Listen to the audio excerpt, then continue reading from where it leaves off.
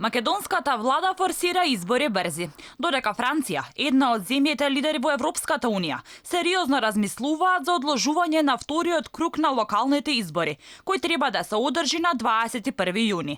Францускиот амбасадор во Македонија, Тимоние, за Алфа вели дека ниската излазност во првиот круг на изборите кои се одржа на почетокот на пандемијата со COVID-19 е причината зошто Франција би можела да го одложи вториот круг.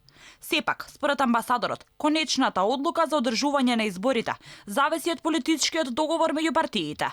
Франција го одржа првиот круг од своите локални избори на почетокот на пандемијата на 15 март во соодветни услови со најразлични мерки на предпазливост, но на крај констатиравме помала излезност. Во контекст на постепеното олабавување на мерките, во ситуација кога бележиме пат на ширењето на вирусот и намалување на притисокот врз здравствениот систем, се вода дискусии околу датумот за вториот круг кој првично беше одреден за 21 јуни, но сериозно се размислува за негово одложување за наесен во сите 5000 општини каде што се одржуваат локални избори.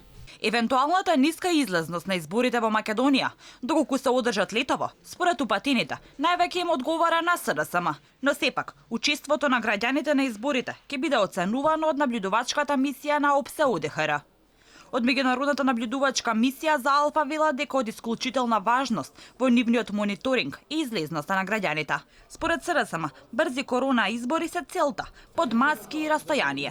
Нејасно е како ќе се одвива гласањето кога илјадници македонски граѓани се заглавени низ светот заради коронавирусот, но и стравот на луѓето во време на пандемија да гласаат во затворени простории, каде би циркулирале огромен број на граѓани. Оценувањето на условите за сите граѓани да учествуваат на изборите ќе биде важен елемент за наблюдувањето на ОДХР, кој ќе го оцени спроведувањето на изборите според меѓународните стандарди. Можната ниска излазност, но и заштитата на здравјето на граѓаните беа причина и полските власти да ги одложат нивните избори. Новиот датум за одржување на претседателските избори во Полска се уште не се знае.